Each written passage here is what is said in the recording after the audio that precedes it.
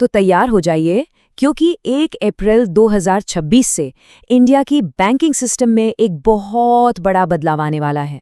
और ये कोई छोटा-मोटा अपडेट नहीं है, ये एक पूरा रीसेट है जो कैश निकालने से लेकर सोशल मीडिया पर हम क्या पोस्ट कर रहे हैं, हर चीज़ पर असर डालेगा। तो सवाल ये है कि क्या हमारा पैसा 2026 के लिए तैयार है? चलिए, आरबीआई और फाइनेंस मिनिस्ट्री के इन नए रूल्स में थोड़ा और गहरा उतरते हैं, क्योंकि देखिए, एक छोटी सी भी चूक काफ़ी महंगी पड़ सकती है।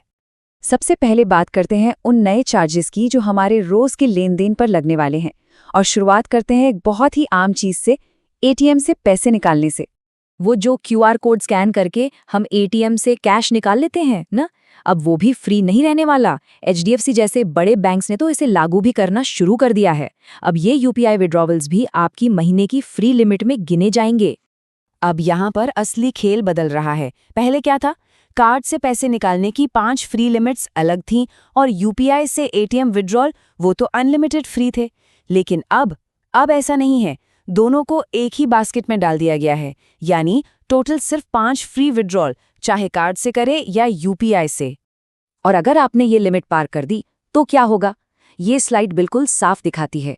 हर एक्स्ट्रा ट्रांजैक्शन पर, चाहे वो कार्ड से हो या यूपीआई से, आपको देने होंगे 23 रुपए और उस पर जीएसटी अलग से। अब बात करते हैं उन लोगों की जो स्टॉक मार्केट में ट्रेड करते हैं। उनके लिए भी फ्यूचर्स और ऑप्शंस में ट्रेडिंग थोड़ी महंगी होने वाली है।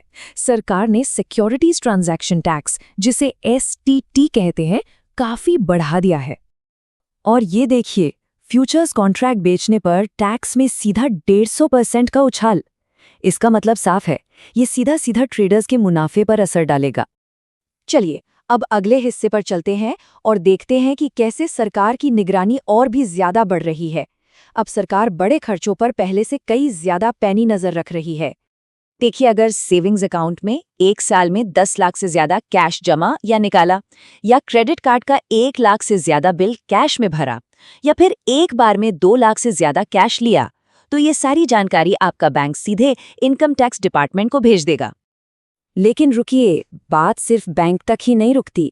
अब एक नया नियम आया है जो अधिकारियों को हमारी ऑनलाइन लाइफस्टाइल पर भी नजर रखने का अधिकार देता है। जी हाँ, सोशल मीडिया अब सिर्फ लाइक और शेयर करने के लिए नहीं रहा। मान लीजिए किसी ने सोशल मीडिया पर 60 लाख की नई लग्जरी कार की फोटो डाली, लेकिन अपने आईटीआर में सालाना इनकम सिर्फ 7 लाख दिखाई है। अगर ऐसा कोई मिसमैच हुआ तो इनकम टैक्स का नोटिस आ सकता है, जिसमें पूछा जाएगा कि यह पैसा आया कहाँ से। ठीक है, ये सब सुनकर थोड़ा टेंशन हो सकता है, लेकिन कहानी का दूसरा पहलू भी है। ये नए नियम सिर्फ लागत और निगरानी के बारे में नहीं है। कुछ बड़े बदलाव ग्राहकों को ज्यादा ताकत और सुरक्षा देने के लिए भी किए गए हैं। जैसे कि जीरो बैलेंस अकाउंट होल्डर्स को अब बहुत सारी सर्विसेज फ्री मिलेंगी। अनलिमिटेड कैश डिपॉजिट, बिना किसी सालाना चार्ज के डेबिट कार्ड, फ्री चेकबुक और फ्री डिजिटल पेमेंट्स। इससे ये पक्का होगा कि बैंक उन्हें कम अहमियत वाले ग्राहक न समझें। छोटे मोटे डिजिटल फ्रॉड के लिए भी अब एक सेफ्टी नेट है। अगर 50,000 रुपए तक का फ्रॉड होता है तो आपको 5 दिन के अंदर बैंक को रिपोर्ट करना होगा। ऐसा करने पर आपको 25,000 रुपए तक का मुआवजा मिल सकता है। लेकिन हाँ, ये सुविधा जिंदगी में एक ही बार मिलेगी। और लोन रिकवरी एजेंट्स की मनमानी पर भी लगाम लगाई गई है। आरबीआई ने बिल्कुल साफ साफ नियम बनाए हैं। अब कोई एजेंट सुबह 8 बजे से पहले या शाम 7 बजे के बाद कॉल नहीं कर सकता। न ही वो किसी रिश्तेदार या दोस्त को फोन करके परेशान कर सकता है। और अगर कोई बैंक इन नियमों को तोड़ता है तो उस पर भारी जुर्माना लगेगा। तो इन सब बदलावों का निचोड़ क्या है? 2026 के लिए खुद को तैयार करने के लिए हमें 3 जरूरी बातों का ध्यान रखना होगा।